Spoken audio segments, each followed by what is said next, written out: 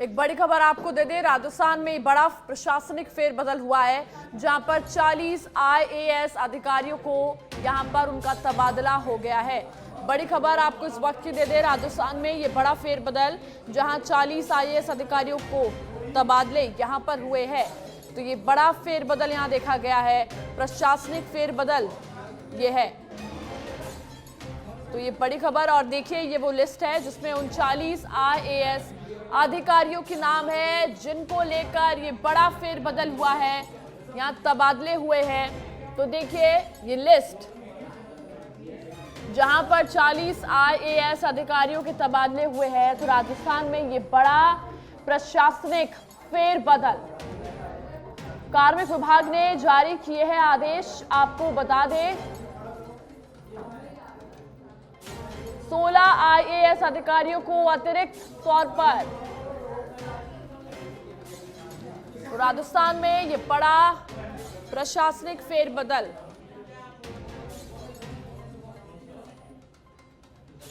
तो ये लिस्ट देखिए, इसमें उन तमाम आईएएस अधिकारियों के नाम है जिनको लेकर ये बड़ा फेरबदल यहां पर हुआ है और कार्मिक विभाग ने ये आदेश जारी किए हैं। ये एक्सक्लूसिव खबर सच बेधड़क आपको दिखा रहा है और 16 आईएएस अधिकारियों को अतिरिक्त यहां पर ये बड़ा फेरबदल देखा जा रहा है। 40 आईएएस अधिकारियों का यहां पर तबादला और राजस्थान में बड़ा प्रशासनिक फेरबदल ये देखा गया है।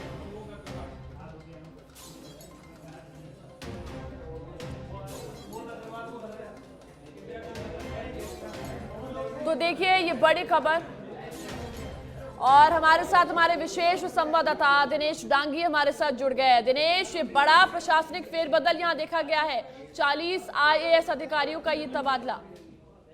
देखिए एक और आईएएस अफसरों की ट्रांसफर सूची यहाँ पर सरकार ने जारी की है। इससे पहले 72 आईएएस के जिसमें 33 जिलों के कलेक्टर है वो यहाँ पर बदले गए थे, लेकिन सचिवालय के स्तर पर जो ट्रांसफर होने थे वो नहीं हो पाए। तो अब ये बदलाव किए, यानी एसीएस लेवल के यहाँ पर सुबोध अग्रवाल जो क्राइम पोस्ट पर थे और जल जीवन मिशन में विवादों में थे, उनको इंदिरा गांधी पंचायती राज संस्थान का अध्यक्ष बनाया है, यानी कमजोर पोस्ट उनको दी गई है। तो सचिवालय स्तर पर ये तबादले हुए और अखिल अरोड़ा जो फाइनेंस विभाग के एसीएस थे उनको अब वित्त आबकारी और कराधान विभाग है उसमें एसीएस की जिम्मेदारी यहाँ पर दी गई और उनसे कुछ जो डिपार्टमेंट है जैसे डीपीआर है वो उनसे यहाँ की पत्नी है, वो भी आईएएस अफसर है अपर्णा अरोड़ा, उनको एसीएस लगाया है रेवेन्यू डिपार्टमेंट में। तो ये कह सकते हैं कि यहाँ पर तबादले किए गए हैं। और कुंजीलाल मीणा है, उनको इंदिरा गांधी नहर बोर्ड का चेयरमैन है वो यहाँ पर बनाया गया है, कमजोर पोस्ट यहाँ पर दी गई है। अजिताभ शर्मा उनको गए, उनको प्रमुख शासन सचिव बनाया गया है उद्योग विभाग। इसके अलावा जो दिल्ली मुंबई उद्योग कॉरिडोर है उसके यहाँ पर लगाया गया है। और आलोक गुप्ता को बड़ी जिम्मेदारी दी गई है, उनको ऊर्जा विभाग में प्रमुख शासन सचिव यहाँ पर बनाया गया है। वैभव गालरिया को कृषि विभाग में प्रमुख शासन सचिव लगाया गया है। इसके अलावा जो टी रविकांत थे वो चिकित्सा शिक्षा विभाग में थे, उनको वापस अच्छी पोस्ट पर लगाया गया है और उनको प्रमुख शासन सचिव यूडीएच और हाउसिंग बोर्ड है उनका यहाँ पर लगाया गया। तो ये बड़े तबादले कह सकते हैं कि यहाँ पर किए गए। इसके अलावा जयपुर का जो जेडीसी है जोगाराम थे उनको यहाँ पर बदल दिया गया है और जेडीओ को भी नया जेडीसी यहाँ पर मिल गया है। इसके अलावा संभागीय आयुक्त के यहाँ पर तबादले हुए, महेश चंद शर्मा है उनको अजमेर संभागीय आयुक्त लगाया गया। इस तरह ये कह सकते हैं कि हुए। इसके अलावा जो सुधांशु पत है उनको भी मुख्य सचिव को यहाँ पर एडिशनल जिम्मेदारी मिली गई है। उन्हें जो मुख्य आवासीय आयुक्त की नई दिल्ली की जिम्मेदारी दी गई है। तो करीब 16 जो आईएएस है उनको कह सकते हैं कि अपने मूल पद के साथ एडिशनल जिम्मेदारी भी यहाँ पर दी गई है। इसके अलावा कुछ कलेक्टर के भी तबादले यहाँ पर हुए हैं। मुकुल शर्मा है, उनको सनूमर का जो जिला कलेक्टर है वो यहाँ पर लगाया गया है। अच्छा दिनेश, अगर बात की जाए इन तबादलों की तो क्या मायने से निकाले जा रहे हैं, क्योंकि 40 आईएएस अधिकारियों के यहाँ तबादले हुए हैं जिनमें से 16 अतिरिक्त बताए जा रहे हैं, तो अगर मायने देखा जाए तो आखिर क्या कारण रहा है और क्या मायने इससे निकाले जाएंगे? जी देखिए, जो अधिकारी थे अच्छा काम कर रहे थे, उनकी उपयोगिता को देखते हुए उनके ट्रांसफर यहाँ किए गए। तो सरकार बदलती है तो जाहिर सी बात है कि इतना जो बदलाव है वो यहाँ पर होना था। तो एक जंबो सूची कह सकते हैं कि यहाँ पर जारी की गई है, बड़े बदलाव यहाँ पर किए गए हैं। साथ ही दिनेश, क्योंकि अब ये बड़ा प्रशासनिक फेरबदल यहाँ पर हुआ है और जब से भजनलाल सरकार एक्शन मोड में आई है, हमने देखा है तब से लगातार ये एक्टिवनेस देखी गई, चाहे मुख्य सचिव को लेकर हो, चाहे किसी भी बड़े अधिकारी को लेकर हो, यहाँ पर फेरबदल और यहाँ पर अलग बदलाव देखा गया है। तो अगर इन 40 IAS अधिकारियों के तबादले की यहाँ बात की जाए तो कुछ ऐसे भी इसमें अधिकारी है जिन पर एक बहुत बड़ी जिम्मेदारी थी और अब वो जिम्मेदारी हटाकर कोई और उनको जिम्मेदारी दी गई है, तो उसको लेकर कितना असर पड़ेगा उनके कामों को? जी देखिए, ये कांग्रेस राज के शासन में अधिकारी लगे हुए थे और ये जाहिर सी बात है कि ट्रांसफर इनके होने ही थे, क्योंकि राज बदले तो ब्यूरोक्रेसी में भी बदलाव होता है, एक मैसेज यहाँ पर दिया जाता है, तो उसके तहत ये बदलाव किए। मंजू राजपाल है, उनको जयपुर का JDA के अंदर JDC लगाया गया, जो एक अच्छी बड़ी पोस्ट है। जोगाराम की वहां से छुट्टी होगी क्योंकि वो कांग्रेस राज में लगे थे। तो इसके अलावा कई प्रयोग भी किए गए, जैसे 13 सीनियर IAS है, उनको एडिशनल चार्ज भी यहाँ पर दिए गए। ठीक है दिनेश, आपका शुक्रिया तमाम जानकारी के लिए। और साथ ही हमारे साथ हमारे विशेष संवाददाता लाल सिंह फौजदार लाइव हमारे साथ जुड़ गए हैं। और लाल सिंह, ये खबर हमने देखी, 40 बड़े IAS अधिकारियों का यहाँ तबादला हुआ, फेरबदल हुआ, आप ही है जिसमें तमाम अधिकारियों का, जो कि IAS अधिकारी है, बड़े अधिकारी, उनका फेरबदल यहाँ पर देखा गया, प्रशासनिक फेरबदल। इसको किस मायने से आप देखते हैं? देखिए सोनल, ये देखा जाए तो वैसे तो वो स्वाभाविक है, लेकिन चूंकि लंबे समय से पार्टी को लेकर आरोप लग रहे थे बीजेपी सरकार पर कि अभी कोई बहुत ज़्यादा ब्यूरोक्रेसी में तब्दीली देखने को नहीं मिल रही है, तो जब भी सरकार आती है, आपके सरकार बदलने का एहसास आखिर कैसे होगा जनता को? तभी होगा जब ब्यूरोक्रेसी का चेहरा बदलेगा। चूँकि जनता का सामना पड़ता है ब्यूरोक्रेसी से, उनको तमाम काम अपने कराने पड़ते हैं और फिर योजना जो लागू होती हैं, अगर पूरा का पूरा जो प्रशासनिक ढांचा है सोनल, अगर वो एजिट बना रहेगा तो सरकार बदलने का एहसास जनता को भी नहीं होगा, कार्यकर्ताओं को भी नहीं होगा। तो पहला काम हर सरकार यही करती है सत्ता में आने के बाद कि वो ब्यूरोक्रेसी का पूरा चेहरा बदलती है, एक चीज़। दूसरा क्या होता है, क्योंकि आपको तमाम जो योजनाएं हैं सोनल, वो योजनाओं को अगर जमीनी धरातल पर लाना है तो अधिकारियों के जरिए लाएंगे, कर्मचारियों के जरिए लाएंगे आप। इसके बाद चूंकि अब नई सरकार आई है तो नई योजनाएं लाएंगी, नए आपको अपना चेहरा दिखाना है, तो उसके लिए बेहतर ये जरूरी होता है कि आपको प्रशासन का चेहरा बदलना। इस कड़ी में लगातार ये सिलसिला जारी हुआ है। हालांकि ये जरूरी है सोनल, क्योंकि और सरकारें आती थी बहुत जल्दी, पहला जो काम करती थी वो यही करती थी, दूसरे और तीसरे दिन में एक लंबी सूची निकलती थी, IAS की लिस्ट की, RAS की लिस्ट की, IPS की लिस्ट की।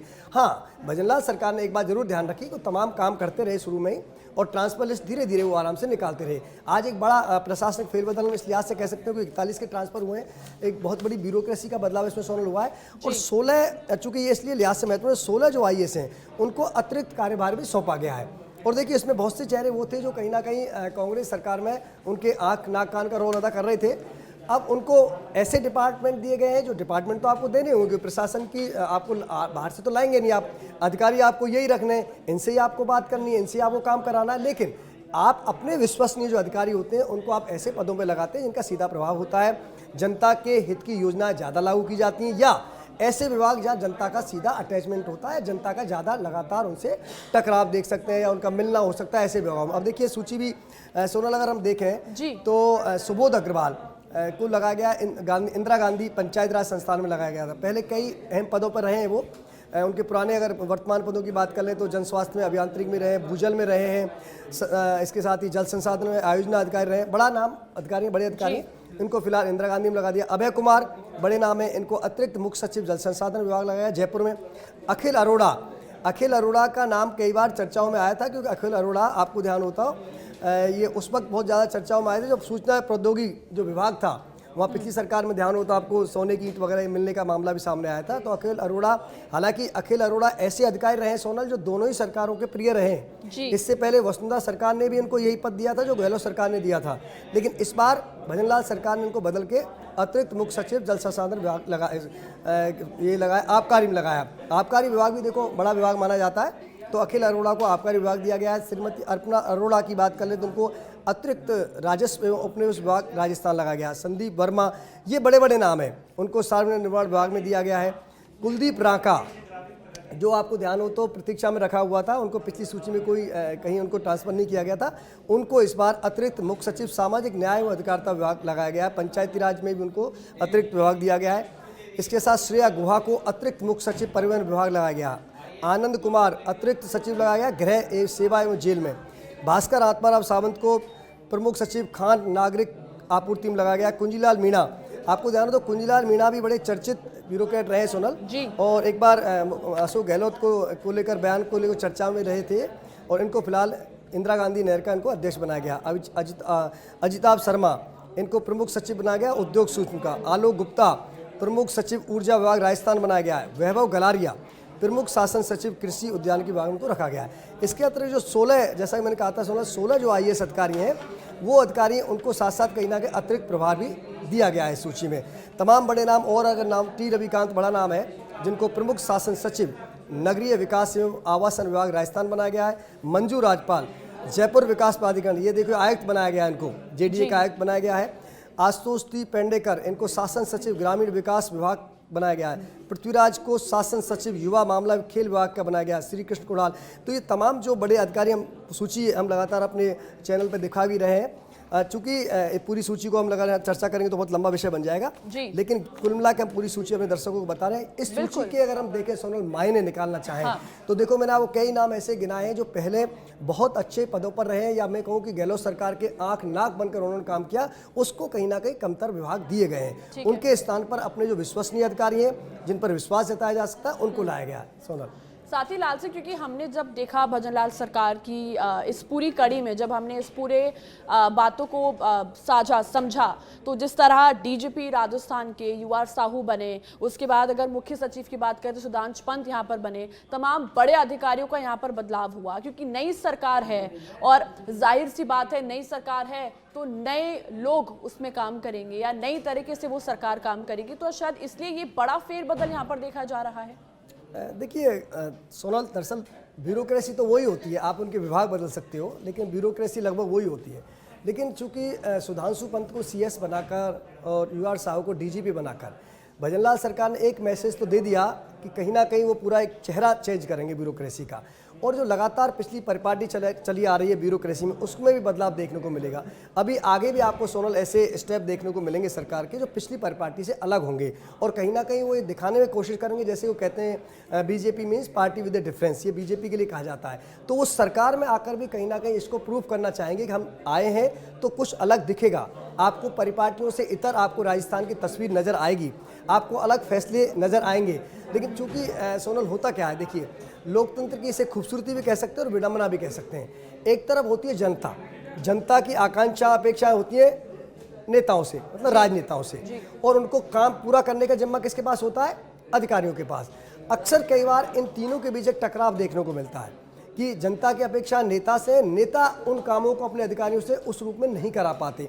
तो एक लोकतंत्र में एक टकराव पहली बार नहीं है, अक्सर ये टकराव देखने को मिलता है। लेकिन कई बार जब जनता के बीच इस तरह की तस्वीरें सामने आती हैं, इस तरह के दृश्य सामने आते हैं कि मंत्री को बयान देना पड़ता है कि मेरे CS नहीं सुन रहे हैं या फला CS ज़्यादा डिस्टर्ब कर रहे हैं या ज़्यादा दखलंदाजी कर रहे हैं, तो एक ऐसी तस्वीर निकल कर आती है, जनता में एक नेगेटिव छवि बनती है। मंत्री को लेकर ये परसेप्शन बनता है कि भाई कैसे मंत्री हैं, उनकी अधिकारी नहीं सुन रहे, और अधिकारियों को लेकर ये परसेप्शन बनता है कि अधिकारी देखो अपनी मनमर्जी कर रहे हैं।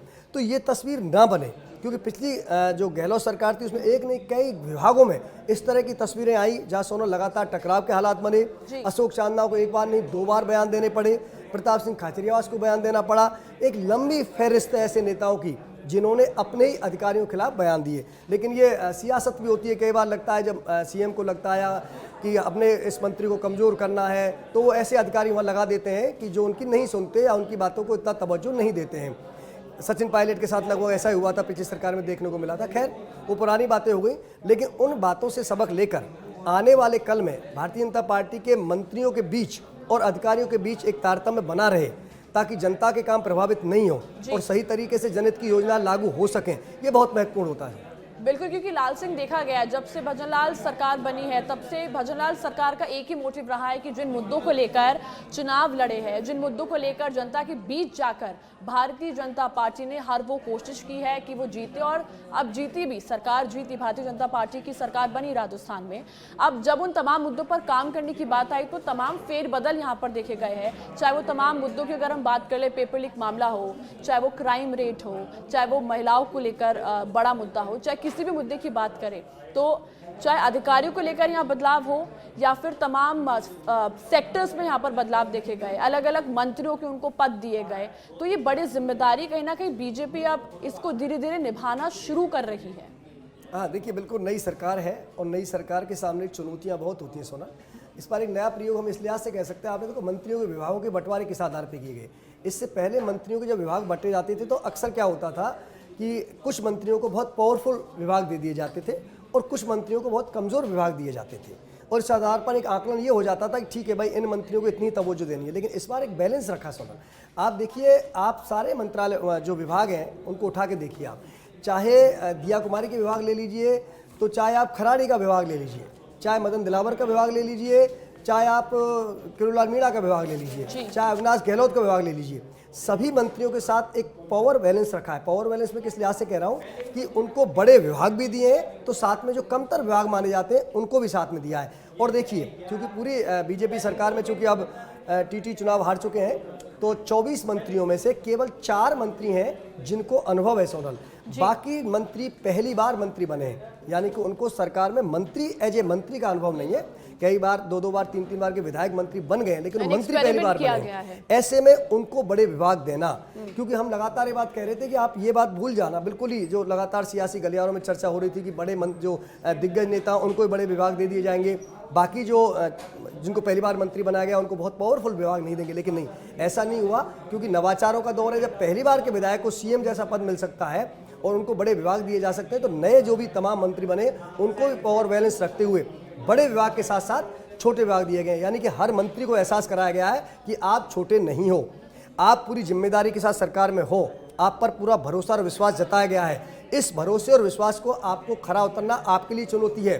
आपको उन आकांक्षाओं को पूरा करना है, आपको जनता की आशाओं को पूरा करना है, आपको जो सरकार की तमाम योजनाओं को सही तरीके से इम्प्लीमेंट करना है, आपको सरकार की छवि को सही बनाए रखना है। दरअसल होता क्या है सोनल, सरकार जब सत्ता में आ जाती है ना, शुरू में बड़ा अच्छा माहौल रहता है, लेकिन जब धीरे धीरे समय व्यतीत हो जाता है तो वही समय आ जाता है, अरे भाई क्या बदला, राज्य में कुछ बदलाव नहीं आया। आम जनता की यही आवाज़ आती है, भाई कांग्रेस गई, बीजेपी आई, फर्क कुछ पड़ा नहीं। फर्क कब पड़ता है? अब आप देखिए, अगर एक व्यक्ति थानेदार के पास जा रहा है एफआईआर दर्ज कराने, उस वक्त उसको गाली मिल रही थी, अगर उसको अब भी थानेदार गाली दे रहा है तो उसके लिए क्या बदलाव हुआ? अगर एक व्यक्ति को किसी जेडीए में जाकर, नगर निगम में जाकर अगर पैसे देके काम कराने पड़ रहे हैं, मान लो उसके लिए चक्कर पर चक्कर लगाने पड़ रहे हैं, तो आम आदमी के लिए क्या बदलाव हुआ? सवाल सत्ता का बदलना सिर्फ सरकारों का बदलना नहीं है।